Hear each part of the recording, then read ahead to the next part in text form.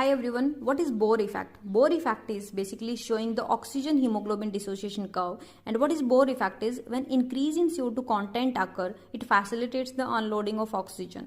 So this is a hemoglobin oxygen curve in which x-axis is PO2 change and y-axis is hemoglobin saturation with oxygen, right? So basically this is a S-shaped curve. So as you can see that whenever there is increase in CO2, okay, what happens is this curve shift to right side.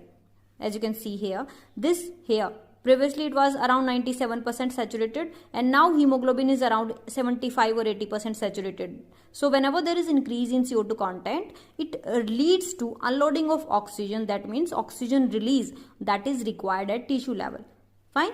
So what happens is the oxygen is released here, and the oxygen can be taken by tissues. So this is Bohr effect. Thank you.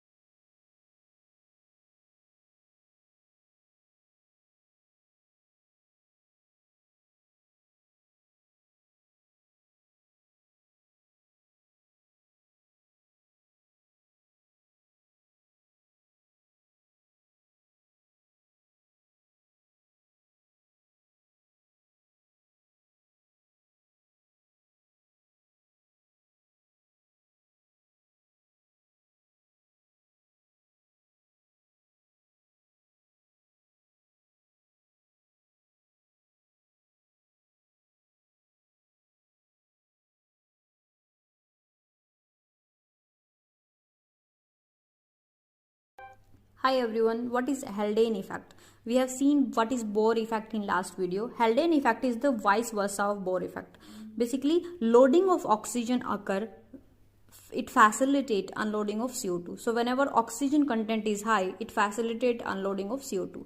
So what is needed at tissue level? So if you see the graph, oxygen content on y-axis and PCO2 on x-axis, so what happens is this was the previous graph, and whenever the oxygen concentration, it shifts from 40, what is at V in venous blood, and then we have at arterial blood, so 100 mmHg. So when PO2 increases from partial pressure of 40 to 100, the CO2 content reduces.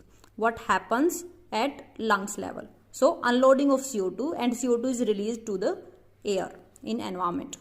Thank you.